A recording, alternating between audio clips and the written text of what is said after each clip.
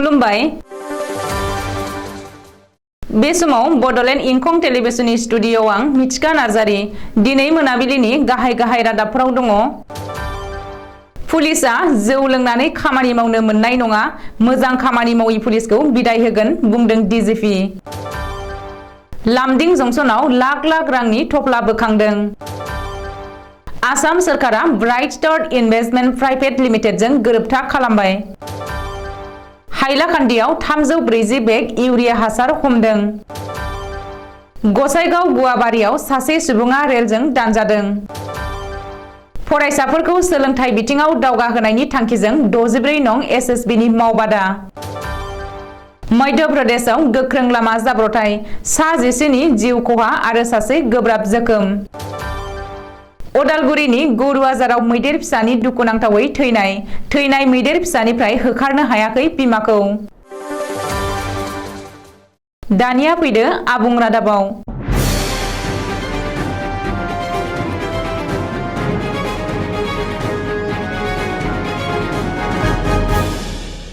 डिउटिनि समाव जौ लोंग्रा आरो मोजाङै खामानि मावि पुलिसफोरनि थाखाय सांग्रांथि जानायनि सम।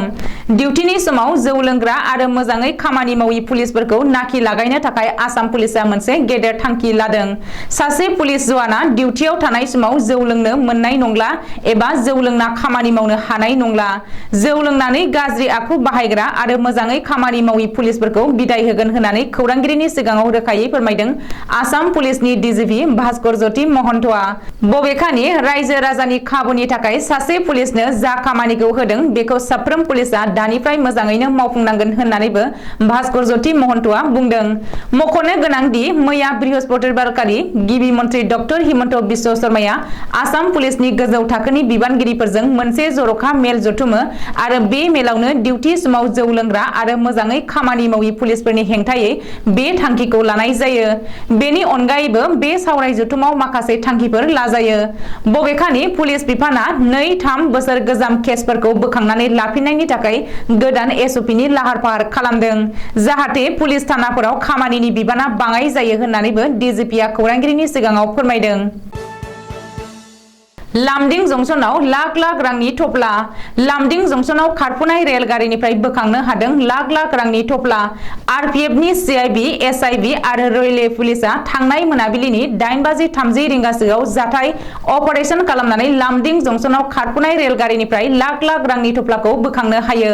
मिथिनो हानाय बायदिब्ला रेल नं 120668 down Jorhat town Guwahati Jan Shatabdi रेलगारिनि D6 डाब्बानि 108 number सिटआव बोखांनो हादों नोगोद 33,70,000 रांनि थफ्ला।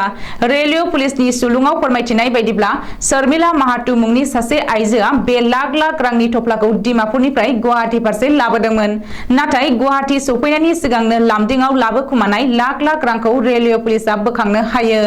बे गासै जाथायनि सायाव रेलवे पुलिसनि नायबिजिरनाया सोलिगासिनो। बबेखानि सोरबा सिनायमोनि दुथाङा गावनि गोसोम रांखौ बेबायदि स्माग्लिं खालामदोंमोन नङाब्ला सोरखारनो टेक्स होनायनिफ्राय बारग'नो थाखाय बेबायदि लाख लाख रांखौ लाबोखुमादोंमोन होननानैबो रैखाथि बिफाना सन्देह खालामदों। आसाम सरकारा दिनै ब्राइट स्टार इनभेस्टमेन्ट प्राइभेट लिमिटेडजों गोरोबथा खालामबाय। जनता भवनाव खुंनाय सावराय मेलाव दिनै आसाम सरकारा मुम्बाइनि ब्राइट स्टार इनभेस्टमेन्ट प्राइभेट लिमिटेडजों मोनसे गोरोबथायाव सागान होलायो।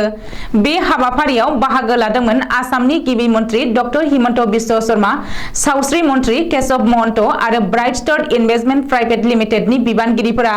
बे हाबाफारियाव गिबि मन्त्रि डक्टर हिमन्त बिश्व शर्माया आसामनि रायजो राजाफोरनि जानानै कम्पानिखौ हामबाय होननानै बुंथिनाय बायदिब्ला ब्राइट स्टार इनभेस्टमेन्ट प्राइभेट लिमिटेडआ गुवाहाटीआव गंसे गोजौ माननि मेडिकेल कलेज गायसंनायनि थांखियै आसामाव फैदों आरो बेनि थाखाय कम्पानिया 150 कौटि रां होगोन।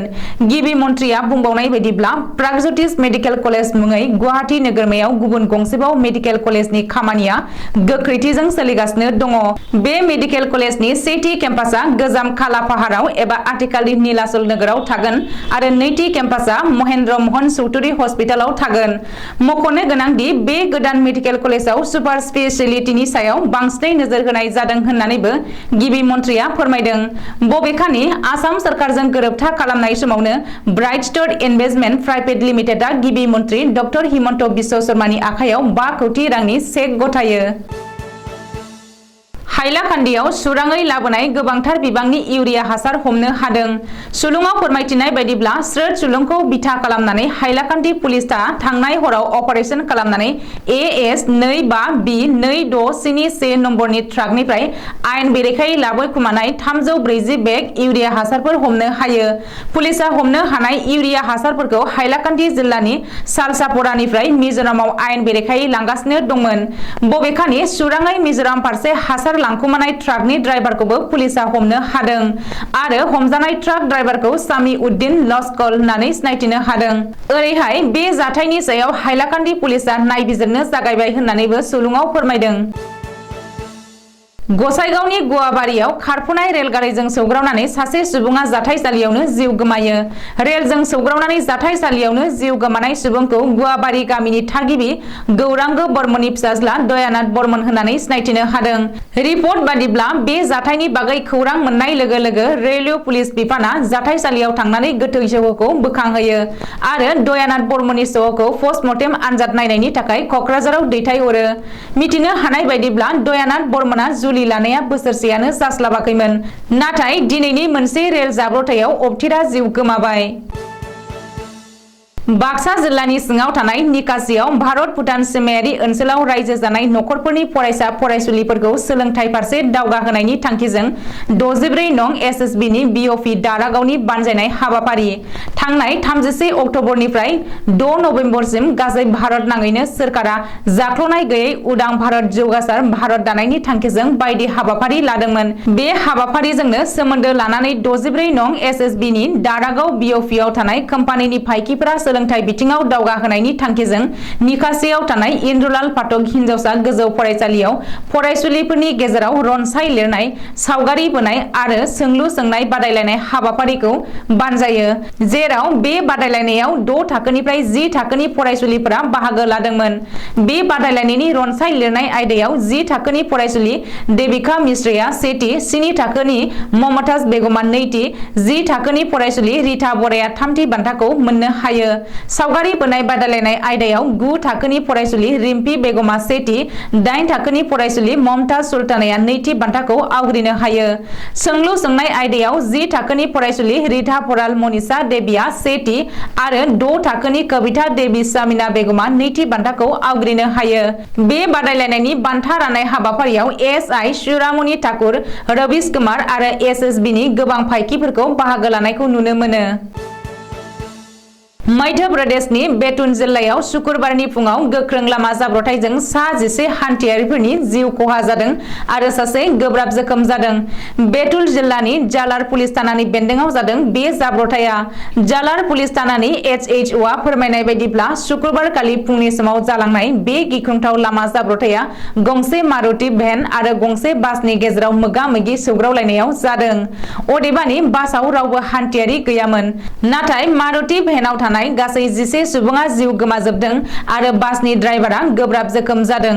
थैनायफोरनि गेजेराव सा 6 हौवा, सा 3 हिनजाव आरो सा 2 उन्दै गथ'सा होननानै पुलिसनि सुलुङाव फोरमायदों।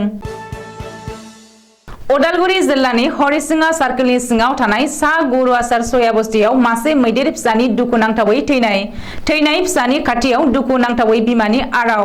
गोबां खस्थ' खालामनानै नाजाब्लाबो बिमाखौ होखारनो हायाखै। सुबुं माहारिया अननाया खम जायोब्लाबोदि गावनि असे फिसानि फारसे एसेबांदि बिमानि अननाय दङ एबा थायो, बियो मोनसे गोथां बिदिन्थि। मानसि माहारिनि अनगायैबोदि गुबुन जिबिफोराबो गोबां गोथौ अननाय दङ, बे सावगारिखौ नायोब्ला बुजिनानै मोनो। दिनै मोनाबिलिनि रादाबा एसेनोसै। गोजोन्थों।